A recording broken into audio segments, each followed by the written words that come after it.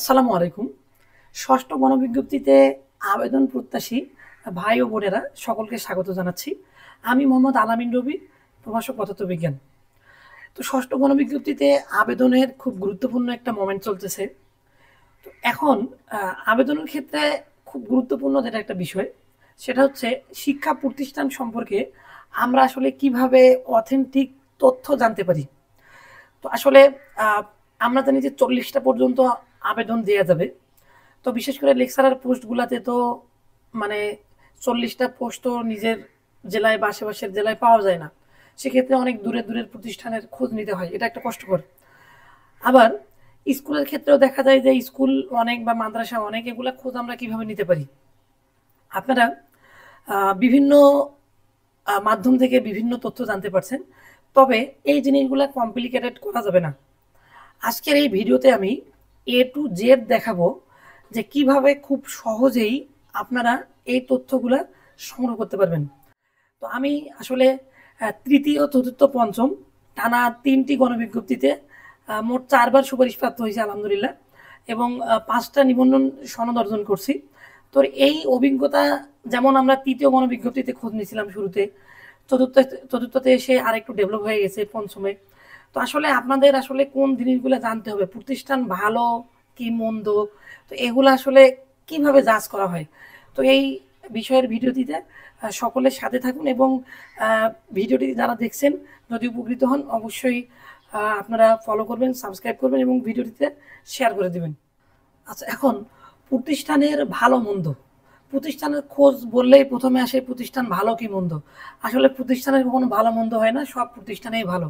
হ্যাঁ, আপনি বলতে পারেন যে এই প্রতিষ্ঠানের, তো প্রথমে আমি একটু লিখি দেখেন, তা প্রতিষ্ঠান ভালো মন্দ। তো প্রতিষ্ঠান ভালো মন্দ আমি আগেই বললাম, সব প্রতিষ্ঠানে ভালো মন্দ বলতে কোনো প্রতিষ্ঠান নেই। তো এখন আপনি বলতে পারেন যে এগুলার মধ্যে যে এটা যদি আপনি জাজ করতে চান মূলত, তো আপনি বলতে পারেন যে আসলে এটার মধ্যে যে প্রতিষ্ঠানের ছাত্রছাত্রী কীরকম, অবকাঠামো মোটামুটি সব প্রতিষ্ঠানে এখন ভালো ভালো বিল্ডিং আছে, অবকাঠামো সব জায়গায়। তো এখন এখানে মেইনলি প্রতিষ্ঠানের ছাত্রছাত্রী দেখে আপনি ভালো মন্দ বুঝতে পারবেন না। এই 6, 7, 8 ব্যান্ড বেজে এগুলাতে মূল বিষয় নয়।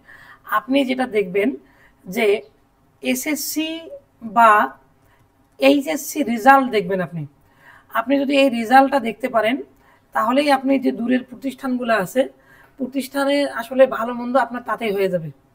রেজাল্টের আমরা তো অনলাইন থেকে যখন রেজাল্টে আসবো, আমি একটু পরে সব দেখাবো। রেজাল্টটা দেখলে আপনি বুঝতে পারবেন 6, 7-এর স্টুডেন্ট দিয়ে আপনি কি করবেন। 6, 7-এর স্টুডেন্ট দিয়ে তো আর অত পরিমাণে কাজ নাই। এই হচ্ছে বিষয়।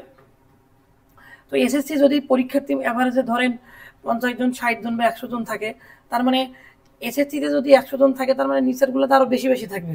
এটা হচ্ছে বিষয়, আমরা অনায়াসে বুঝতে পারবো। আচ্ছা, আরেকটা যেটা গুরুত্বপূর্ণ বিষয় সেটা হচ্ছে, তো এই প্রতিষ্ঠানের আসলে মানে সুযোগ সুবিধা কীরকম, বা আমি সুযোগ সুবিধাই লিখলাম। এই সুযোগ সুবিধা আমরা জানি যে এক এক প্রতিষ্ঠানের এক এক রকম, যেমন বেসরকারি যে অংশ, যে টাকাটা দেওয়া হয় প্রতিষ্ঠান থেকে, তো এটার এক এক প্রতিষ্ঠানে এক এক রকম। তো আসলে আমার মনে হয় এটা খুব অল্প পরিমাণে হয়। এই টাকাটার জন্য আপনার আহামরি একেবারে কিছু হবে বা এটা আমার মনে হয় না। তারপরেও আপনি বা ওই প্রতিষ্ঠানে আসলে ছুটি টুটি কেমন দেন, বা প্রতিষ্ঠান প্রধান কী রকম, তো এই এই জিনিসগুলা বা এই জিনিসগুলো হচ্ছে বিষয়। তবে এখানে সব থেকে গুরুত্বপূর্ণ যে বিষয়, এরপরে 2 নম্বরে যদি আমি বলি, এই প্রতিষ্ঠানের দূরত্ব যদি আমি বলি, আপনার প্রতিষ্ঠানের দূরত্বর জন্য আপনাকে কিছু করতে হবে না। আপনারা গুগল ম্যাপে যে আছে ওখান থেকে আপনারা খুব অনায়াসে দেখতে পারবেন। আচ্ছা, আরেকটা কথা যদি আমি বলি, সব থেকে যেটা গুরুত্বপূর্ণ আরেকটা বিষয়, সেটা হচ্ছে এই প্রতিষ্ঠানের যে পদটা দেওয়া হয়েছে, এই শূন্য পদটা আসলে সঠিক কিনা।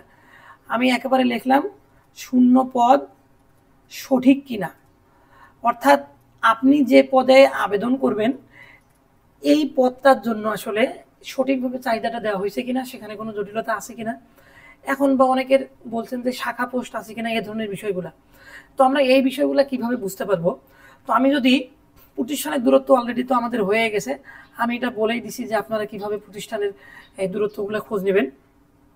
তো আমি কিন্তু এরপরে আপনারা 40টা চয়েস কিভাবে সাজাবেন প্রতিষ্ঠানের খোঁজ নিয়ে সেটা সম্পর্কিত একটা ভিডিও নিয়ে আসবো, এবং একই সাথে আর একটা গুরুত্বপূর্ণ ভিডিও নিয়ে আসবো যে কে কোন পদে আবেদন করতে পারবেন। আমি অনেকগুলো সনদ দেখিয়ে, যেহেতু ভিডিওটা দীর্ঘায়িত হবে, আমি অন্য ভিডিওতে আলোচনা করব। সেই ভিডিওগুলো পেতে অবশ্যই আপনারা এই ভিডিওটি সকলে শেয়ার করবেন এবং সাথে থাকবেন আমাদের রবি এডুকেট এবং রবি ফিজিক্স বিডি।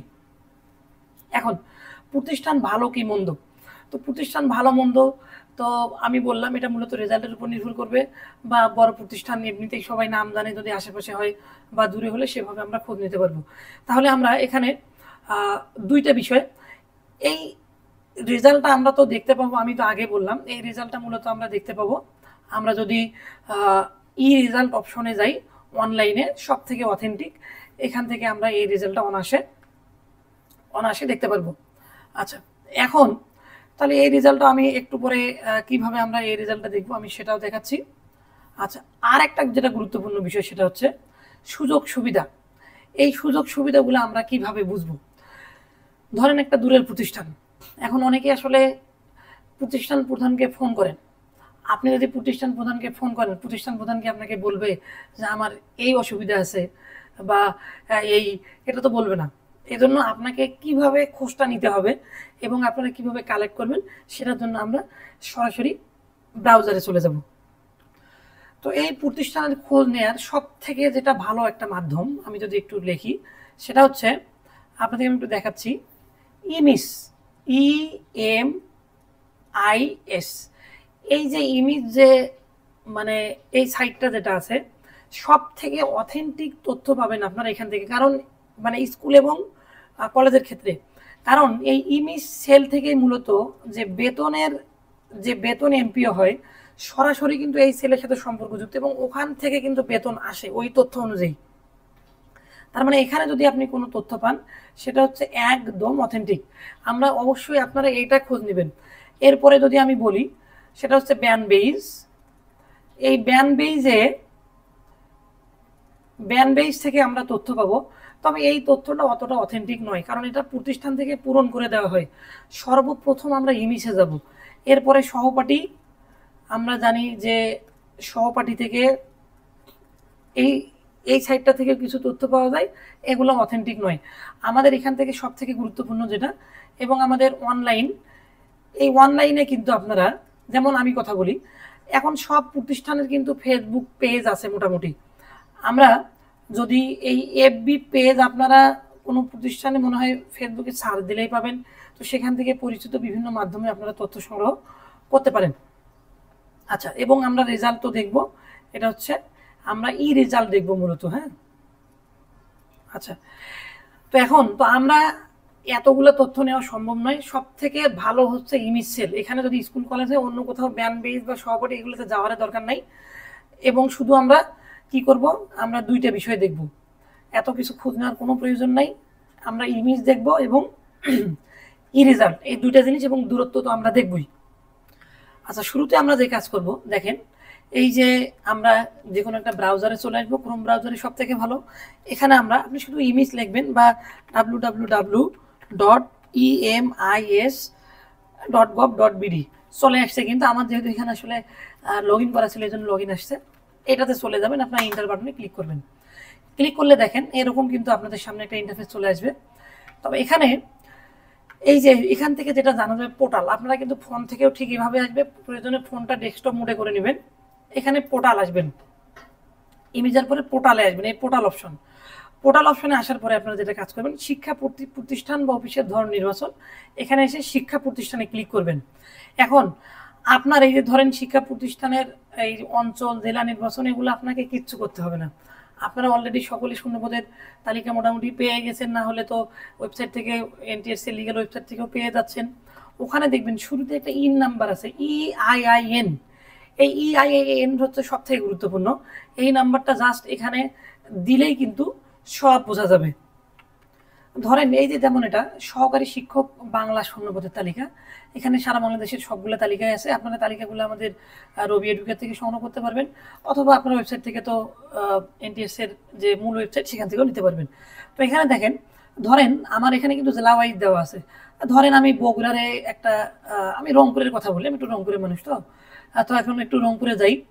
আচ্ছা দেখেন আমি যে রংপুরে চলে আসলাম মনে করেন, আহ, আচ্ছা দিনাজপুর, এই দেখেন রংপুর। তো রংপুরে আমি একটা প্রতিষ্ঠানের খোঁজ নেব, রংপুর সদরের, ধরেন এটা এই যে আনন্দলোক বিদ্যাপীঠ হাই স্কুল এটা। তো এখানে দেখেন ইন নাম্বার কিন্তু এটা দেখেন 127 417, এটা কিন্তু ইন নাম্বার 127 417। তো যাই হোক আমরা আবার ব্রাউজারে চলে আসবো। তো আমি 127 417 জাস্ট ইন নাম্বারটা দিয়ে আমরা যদি ইন্টার বাটনে ক্লিক করি, দেখেন আনন্দলোক বিদ্যাপীঠ উচ্চ বিদ্যালয় এখানে কিন্তু চলে আসছে। এখন আমরা কিন্তু সার্চ করছিলাম বাংলার জন্য। তো আমরা এক কাজ করব, দেখি প্রথমে দেখব যে আসলে তাহলে আমাদের কিন্তু পদটা আসলে সঠিক কিনা সেটাও আমরা একটা ধারণা পাবো। দেখেন আমরা এই পদবি দেখতেছি, এখানে কিন্তু আমি একটু এভাবে দেখাচ্ছি আপনাদের, দেখেন। আচ্ছা দেখেন আমাদের কিন্তু এখানে আমি একটু ইয়া করে দেখাচ্ছি। আচ্ছা দেখেন এখানে যেমন বাংলার কিন্তু এই যে দেখেন আমাদের এখানে দেখেন যেমন প্রধান শিক্ষক, সহকারী প্রধান শিক্ষক, এপাশে যেমন ইংরেজি সাবজেক্ট আছে, ইসলাম ধর্ম, এখানে কিন্তু বাংলা নাই। দেখেন এই যে আমরা বাংলা দেখতে পাচ্ছি না। তার মানে বোঝা যাচ্ছে যে এই প্রতিষ্ঠানে কোনো সমস্যা নাই, বাংলা পাবে। কারণ ইমেজ সেলে আপনার ব্যান বেইজে যদি থাকে না থাকে এগুলো একদম অথেন্টিক নয়। ইমেজ সেল একদম অথেন্টিক, এখানে যা থাকবে এখানে থাকলে বেতন আসবে, না থাকলে বেতন আসবে না। তার মানে আপনি অবশ্যই এটাতে খোঁজ নেবেন। সহপাঠী তো এগুলো তো অনেক পরে। আচ্ছা এখন এখন মনে হতে পারে এখানে যদি বাংলা থাকতো, বাংলা থাকলেও কিন্তু সম্ভব। তখন যদি সেক্ষেত্রে শাখা পোস্ট থাকে, শাখা পোস্ট হচ্ছে ধরেন ক্লাস 6-এ 80 জন বা 90 জনের উপরে স্টুডেন্ট আছে, ওইটার জন্য আর একটা টিচার পাবে, একটা ক্লাসের একটা শাখার জন্য একটা শিক্ষক পাবে। এখন এই প্রতিষ্ঠান প্রধান যে কোনো বিষয় নিতে পারেন। ধরেন উনি যদি মনে করেন যে আমার ইংরেজি হলে ভালো হবে, তো উনি ইংরেজি চাহিদা দেবেন। তার মানে ইংরেজি একদম থাকলেও শাখা পোস্ট হলে আবার ইংরেজি নিতে পারবে। তো আমরা দেখলাম এখানে একদম ক্লিয়ার কাট। এখন আপনি ফোন দিবেন কাকে? এখন এই যে প্রতিষ্ঠান ভালো কি মন্দ, এখন এটার রেজাল্ট খোঁজ করতে হবে এবং খোঁজ নিতে হবে যে প্রতিষ্ঠানটা কেমন, ছুটি টুটি পাওয়া যাবে কিনা, বা এই এই বিষয়গুলো আর কি, যে পদটা আসলে ঠিক আছে কিনা। এখন কাকে ফোন দিবেন? ইংলিশের প্রতিষ্ঠান প্রধানের নাম্বার না থাকলেও সহপাঠী বা ব্যান্ড এগুলো কিন্তু পাবেন। আপনারা ভুল করে প্রতিষ্ঠান প্রধানকে ফোন দিবেন না।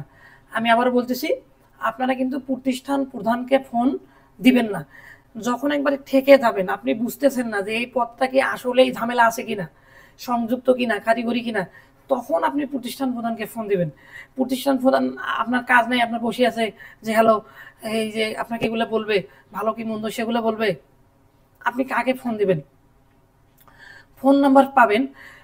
আপনি দেখবেন যে সবগুলো প্রতিষ্ঠানে কিন্তু রিসেন্ট, যেহেতু এর আগে 3টা গণবিজ্ঞপ্তি হয়ে গেছে, তো কেউ না কেউ যোগদান করছে প্রায় সব প্রতিষ্ঠানে। এরা হচ্ছে নতুন টিচার, তো নতুনদের প্রতি নতুনদের একটা কিন্তু মহব্বত, টান থাকবে। তো এই জন্য, এবং ওনারা নতুন হিসেবে যদি কোনো বৈষম্যের শিকার হন বা কিছু হন, সেটা কিন্তু উনি খুব ভালোভাবে আপনাকে শেয়ার করবেন। এই জন্য আমরা আসি। দেখেন তো এখানে এখন কিভাবে বুঝবেন যে ইনি নতুন টিচার কিনা? যদি ওনাদের ফোন নাম্বার না পান সেক্ষেত্রে আমরা আগাবো। সাধারণত পুরাতন শিক্ষকদের ফোন নাম্বার থাকে না, অনেক আগে এমপি হয়েছে। যেমন দেখেন এটা মোসাম্মদ মোতাহারা বেগম, এনার কিন্তু এটা এনার নাই কৃষি শিক্ষা।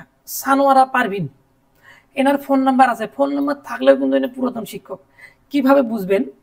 এই যে এখানে যে ইন্ডেক্স নাম্বার আছে, ইন্ডেক্স নাম্বারগুলো মোটামুটি যেগুলা অনেক বেশি বড়, ধরেন 56 থেকে শুরু হয়েছে তৃতীয় কোনো বিজ্ঞপ্তিতে বা এরকম বড় 11, এগুলা মোটামুটি এখনকার নয়। এই যে দেখেন 56, 58, 68, যেগুলো ইন্ডেক্স নাম্বার, আমি একটু জুম করে দেখাচ্ছি, যে ইন্ডেক্স নাম্বারগুলো একটু বড় দেখবেন, একটু বড় বড় দেখবেন ইন্ডেক্স নাম্বারগুলো, তার মানে এটা মোটামুটি তৃতীয় ক্ষেত্রে এরকম নিয়োগ। তো এই যে দেখেন মরিয়ম ম্যাডাম ভৌত বিজ্ঞানের, আমাদেরও ভৌত বিজ্ঞান। ওই যে বলছিলাম না একটা টান থাকবে নতুনদের প্রতি, নিজেদের সাবজেক্টের প্রতি, সেই হচ্ছে। আচ্ছা এই জন্য কিন্তু ম্যাডাম এই জন্য টান মনে করিয়েন না। আচ্ছা এখন মরিয়ম ম্যাডাম, এই যে দেখেন এনার কিন্তু বোঝাই যাচ্ছে এনার মনে হয় তৃতীয় গণবিজ্ঞপ্তিতে নিয়োগ, আমি দেখলেই বুঝতে পারি ইন্ডেক্স নাম্বার। এরপরে দেখেন সুমন চন্দ্র, ইনি কিন্তু অফিস সহকারী, তো এনাকে ফোন দেওয়ার দরকার নেই, একদম পরে। বা তাইদুল ইসলাম ইনিউ ল্যাবরেটরি, এগুলো নিয়োগ কিন্তু প্রতিষ্ঠান থেকে হয়েছে। আপনি এই যে মরিয়ম ম্যাডামকে ফোন দিবেন, এই যে ফোন নাম্বার আছে, ম্যাডামকে ফোন দিবেন যে ম্যাডাম আপনার প্রতিষ্ঠানে তো হচ্ছে শূন্যপদের চাহিদা দেওয়া আছে এই সাবজেক্টের, এখানে কোনো সমস্যা আছে কিনা, বা প্রতিষ্ঠান থেকে কোনো বেতন দেয় কিনা, ম্যাডাম আপনাকে সব বলবে। কিন্তু আপনি যদি সিনিয়র টিচারদের বলেন, হেড স্যারকে বলেন, হেড স্যার আপনাকে বলবে না। তবে কোনো কোনো ম্যাডাম আবার বলেন, আমি ফোন দিছিলাম তো, কোনো কোনো ম্যাডাম আবার বলতে চায় না। তো সেক্ষেত্রে আমরা বিকল্প, যেমন এই যে একটু সাদা সিধা একটু আছে, এই যে ইনি আছেন আমাদের আমাদের রোমান মিয়া, দেখে বোঝা যাচ্ছে অনেক ইনোসেন্ট, তো ইনি সব গড়গড় করে সব কিন্তু বলে দেবেন। আচ্ছা, এরকম একটা বিষয়। তো আমরা এগুলোকে টার্গেট করব ওই প্রতিষ্ঠানের তথ্য নেওয়ার ক্ষেত্রে। বা ম্যাডামকে ফোন দিয়েছেন, এনাকেও ফোন দেন। বা এই যে আমরা আরও এই যে এই ম্যাডাম আছেন, এনাদেরকে আপনারা ফোন দিবেন। আচ্ছা, আপনার মনে হয় এই জিনিসটা বুঝতে পারছেন আপনারা কিভাবে খোঁজ নেবেন। এর থেকে অথেন্টিক আর হয় না, ওগুলো ধাউমাউ করে লাভ নাই। যে সে নাম্বারে ফোন দিবেন না, প্রতিষ্ঠান প্রধান বিরক্ত হয়ে যাবে, যোগদানের আগেই আপনার প্রতি একটা হয়ে যাবে, এটা করা যাবে না। তো এটা মনে হয় আপনারা বুঝতে পারছেন। আচ্ছা, তাহলে ইমেজ থেকে আমরা কিভাবে খোঁজ নিব, এটা মোটামুটি ওকে হয়ে গেছে। তো ওখানে যদি দেখেন যে ওই সাবজেক্টের টিচার আছে, তখন ওই যে ওনাকে ফোন দিবেন, ফোন দিয়ে বলবেন যে একজন তো শিক্ষক আছে, শাখা আসলে অনুমোদন আছে কিনা, বা কোন টিচারটা রিটায়ার করলেন তার বদলে নিয়োগ দেওয়া হচ্ছে, এই পেপারসগুলো আসেন কিনা। বিশেষ করে আর আইসিটি স্যার যারা আছেন তারা যদি নতুন হন, ওনারা একটু ভালো বুঝবেন, ওনাদেরকে ফোন দিবেন, এভাবে আর কি বিষয়টা। আচ্ছা, অবশ্যই আপনারা জাগে তাকে ফোন দিবেন না। আচ্ছা, এখন কথা হচ্ছে প্রতিষ্ঠান প্রধানকে তো একেবারে না, যখন একবারে বুঝতেছেন না। যেমন কালকে একজন আমাকে ফোন দিছে, আমি ওটা দেখাবো কোন প্রতিষ্ঠান ডিএসএইসি ডিটি কিভাবে বুঝবেন, এগুলো আমি আরেকটা ভিডিওতে নিয়ে আসবো, ভিডিওটা তাতে অনেক বড় হয়ে গেছে। এখন আমি ব্যান্ড বেজ, সহপাঠী এবং এইগুলো কিছু দেখাবো। সহপাঠী আমি একদম নিজে একদম প্রিফার করি না, আমি দেখিও না নিজে, কারণ আমার এতেই কাজ হয়ে যায়, এত গুরুত্ব যাওয়ার সম্ভব নয়। আমরা একটু ব্যান্ড বেজটা দেখবো। তো ব্যান্ড বেজ দেখার জন্য দেখেন এই যে আবার আমরা একটা ক্রোম ব্রাউজারে চলে আসলাম, ব্যান্ড বেজ লেখেলেই মোটামুটি চলে আসবে, বা bandbase.gov.bd, আমরা ইন্টারে ক্লিক করব। দেখেন এই যে বাংলাদেশ শিক্ষা তথ্য পরিসংখ্যান ব্যুরো ব্যান্ড বেজ চলে আসছে অলরেডি। তো আমরা এখান থেকে আমরা কিভাবে আমরা খোঁজগুলো নিতে পারি। তো আমরা শুরুতে এই যে ব্যান্ড বেজে ক্লিক করলাম, কিন্তু চলে আসছে দেখেন। এরপরে আচ্ছা, ব্যান্ড বেজে আসার পরে আপনারা ফোন থেকে ডেস্কটপ মোড করে নেবেন, অথবা আপনারা এই 3 ডট আইকনে বা হোম বাটনে ক্লিক করলে পেয়ে যাবেন। এই যে এখানে দেখেন ইনস্টিটিউট সার্চ, এই ইনস্টিটিউট সার্চে আপনারা ক্লিক করবেন। ক্লিক করলেই কিন্তু আপনাদের এরকম একটা ঘর চলে আসবে। এখন এখানে আপনাদের যেটা কাজ, এই যে ইন নাম্বারটা কোথায়, ওই যে প্রতিটা শূন্য পদের কিন্তু ওই যে শুরুতে কিন্তু ইন নাম্বারগুলো দেওয়া আছে, আমরা ওই ইন নাম্বারটা ওখান থেকে নিয়ে আসবো। তো ধরেন আবার আমরা এবার এই প্রতিষ্ঠানটার দেখব আমরা ব্যান্ড বেজে, তরফ মৌজা হাই স্কুল, রংপুর পীরগঞ্জে আমার এলাকায়। তো 127 796, তো কপি করে নিয়ে কিন্তু আমি এখানে পেস্ট করে দিলাম। এখন আমরা এই যে ফাইন্ড ইনস্টিটিউট এখানে ক্লিক করব। তাহলে দেখেন এখন একটু সময় নিচ্ছে, সার্ভারের একটু সমস্যা, কিছুদিন পরে মনে হয় সার্ভার এটা বন্ধ হয়ে যাবে। তো যাই হোক, এখন আমরা যে ভিউতে যদি আমরা ক্লিক করি, তাহলে কিন্তু আমরা এই প্রতিষ্ঠানের আমরা পার্ট করে এই তথ্যগুলো জানতে পারবো। তো ভিউতে আমরা এখন ক্লিক করব, একটু সময় নিচ্ছে। তো দেখেন আমি কিন্তু একটু অপেক্ষা করলাম, মোটামুটি সব চলে আসছে। দেখেন এই যে প্রতিষ্ঠানের 1.1-এর সাধারণ তথ্য, ঠিকানা, ইউনিয়ন সব দেওয়া আসছে। এই যে আমার ইউনিয়ন চলে আসছে। তো এরকম এখানে কিন্তু আপনারা দেখেন এই যে মোবাইল নাম্বার, আপনারা এই ফোন নাম্বারগুলো তো ফোন দিবেন না প্লিজ। অনেক সময় এই নাম্বারগুলা আগের প্রতিষ্ঠান প্রধানের হয়ে থাকে, বা ওনারা বিরক্ত হন আর কি, আপনার তো ওখান থেকে আপনার উদ্দেশ্য সফল হবে না। আচ্ছা, এরপরে দেখেন নির্বাচনী এলাকা প্রতিষ্ঠান সংক্রান্ত তথ্য মোটামুটি সব পেয়ে যাবেন। আমাদের এগুলা কিছু দেখার দরকার নাই, আমরা মূলত দেখব এই যে এমপিওভুক্ত কিনা। আমরা যেমন এখানে দেখেন 23 সালের মোট শিক্ষার্থীর সংখ্যা আছে, 3 বছরের তথ্য। তো এই তথ্যগুলো আসলে ওইভাবে হয় না, আমরা যদি রেজাল্টটা দেখি, রেজাল্টটাই মূলত সব কাজ হয়ে যায়। যদি আমরা নেক্সট বাটনে ক্লিক করি, এরপরে দেখেন মৌলিক তথ্য আছে, শিক্ষার্থী 1 2 3 এগুলো লাগবে না, আমরা শিক্ষক কর্মচারীর তথ্য দেখব এবং রেজাল্টের দেখব। যদি শিক্ষক কর্মচারীর তথ্য এটাতে যদি আমরা ক্লিক করি, তাহলে আমরা এরপরে আমরা একটু অপেক্ষা করবো, যেহেতু এই সময় সার্ভার একটু দুর্বল। আচ্ছা, আমি একটু অপেক্ষা করে নিলাম, একটু আটকে রাখছিলাম। আচ্ছা, এখন দেখেন এই যে এখানে কিন্তু এই যে শিক্ষক, প্রধান শিক্ষক, এই যে কর্মরত শাখা, সব দেয়া আছে, এনার জন্ম তারিখ সব কিছু দেয়া আছে এখানে।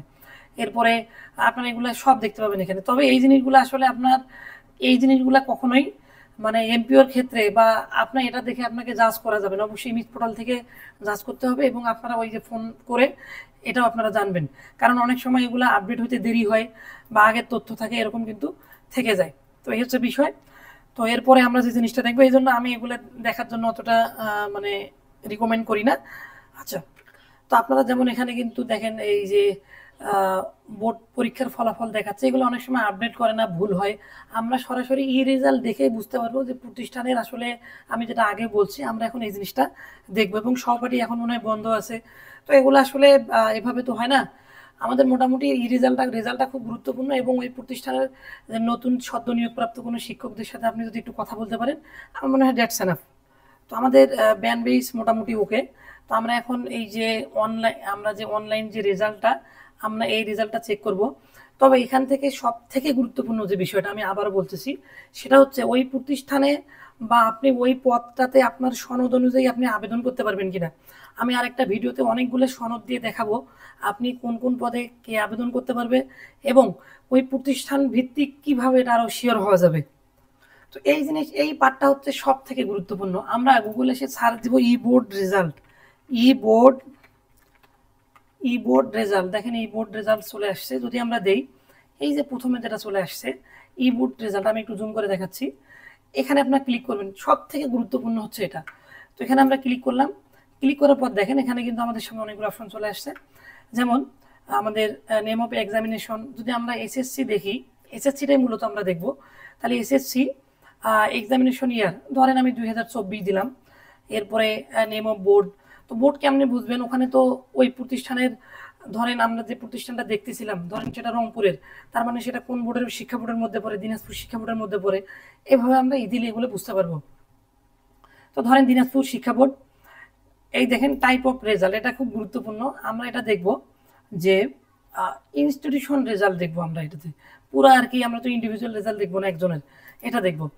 দেখার পরে দেখেন এখানে এই যে EIN নাম্বার, আমি বারবার বলছি ইন নাম্বারটা খুবই গুরুত্বপূর্ণ। তো আমি একটা ইন নাম্বার দিলাম, ধরেন এই যে এটা একটা ইন নাম্বার, আমার একটু মুখস্থ আছে যে 2-1টা, বা ওখান থেকে আপনারা অবশ্যই যেটা খোঁজ নেবেন সেই ইন নাম্বারটা এখানে দিয়ে দিবেন।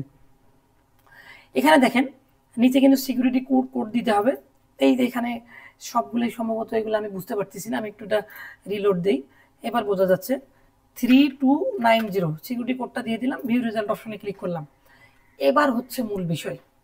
তার মানে 2024 সালে দেখেন এখানে এটাতে এই যে প্রতিষ্ঠানের নাম Saidpur Karamatia BL high school, Pirgachha Rangpur, জেলা রংপুর। এখানে দেখেন নাম্বার অফ স্টুডেন্ট, তার মানে এই দেখেন টোটাল 88 জন বা 88 জন কিন্তু পরীক্ষা দিছে। এইটাই হচ্ছে এখানে মূল বিষয়। তার মানে ক্লাস 10-এ সায়েন্স আর্টস মিলে ওই প্রতিষ্ঠানটায় কতজন আছেন? 88 জন। মোটামুটি খারাপ না এটা। তার মানে অবশ্যই এইটে, মানে এইটা আরও বেশি থাকবে, যেহেতু এরাই হয়তো বা 100টা পার করবে, 7-এ আরও বেশি থাকবে। তো মোটামুটি ভালো প্রতিষ্ঠান, কোনো সমস্যা নাই। এরপরে যদি আমরা রেজাল্ট দেখি, দেখেন এরপরে এই যে আমাদের পাস 76, এরপরে সব দেয়া আছে এখানে। যেমন এখানে দেখেন এই যে সায়েন্স থেকে কতজন, 22 জন পাস করছে, নট পাস্ট 4 জন পাস করে নাই, জিপিএ 5 4 জন। তো এভাবে কিন্তু আমরা এরপরে আমাদের এখানে যেমন মানবিক আছে, এভাবে কিন্তু আমরা দেখতে পারি। আপনারা শুধু একটা ইয়ার দেখবেন না, আমি 2024 দেখলাম, মোটামুটি লাস্ট 3টা ইয়ার দেখবেন। তো এই সময় মনে হয় অটো পাই দিছে কিনা জানি না। তো এইভাবে আপনারা 2-3টা দেখবেন, এইটাই কিন্তু সব থেকে বড় গুরুত্বপূর্ণ একটা বিষয়। তো এখান থেকে কিন্তু আপনারা এসএসসি, এইচএসসি দাখিল বা আপনার হচ্ছে আলিম সব কিছু দেখতে পাবেন। আমি আবারও একটু যদি সামারাইজ করি, আপনার জন্য আসলে মূল 2টা কি সব থেকে গুরুত্বপূর্ণ। আপনার সব থেকে গুরুত্বপূর্ণ একটা হচ্ছে এই যে ইমেজ, আপনি অবশ্যই খোঁজ নেবেন, ইমেজে খোঁজ নেবেন। এবং আপনি ব্যান্ডবাইজি অতটা গুরুত্বপূর্ণ নয়, রেজাল্ট, এই 2টা বিষয় যদি আপনি অ্যানালাইসিস করতে পারেন এবং আপনার সনদ অনুযায়ী সেখানে আপনার আবেদন ঠিক আছে কিনা, আপনারা যদি সকলে আমাদের ইউটিউব চ্যানেল এবং পেজ ফলো এবং সাবস্ক্রাইব করে রাখেন, ভিডিওটা শেয়ার দেন, ইনশাল্লাহ আমি A to Z, আর আপনারা জানেন যে আমি ইনশাল্লাহ খুব অথেন্টিক তথ্য দেওয়ার চেষ্টা করি। তো আজকের ভিডিওটি একটু দীর্ঘায়িত হওয়ার কারণে আমি ক্ষমা চেয়ে নিচ্ছি। একটু ধৈর্য সহকারে দেখবেন এবং রবি এডুকেট এবং রবি ফিজিক্স ইউটিউব চ্যানেলের সাথে থাকবেন। আর একটু কথা বলে নেই, আমাদের আপনারা জানেন যে আমাদের 17 এবং 18তম শিক্ষক নিবন্ধন এর সফলতায় আমাদের 19তম লিখিত ব্যাচে ভর্তি চলতেছে। শুরুতে ভৌতবিজ্ঞান এবং প্রভাষক প্রদর্শক পদার্থ রসায়নের ভর্তি চলছে। পর্যায়ক্রমে ইনশাআল্লাহ সব বিষয়ের পিলি এবং লিখিত ব্যাচ চালু হবে। তো এ পর্যন্ত সবাই ভালো থাকবেন। আসসালামু আলাইকুম রহমতুল্লাহ।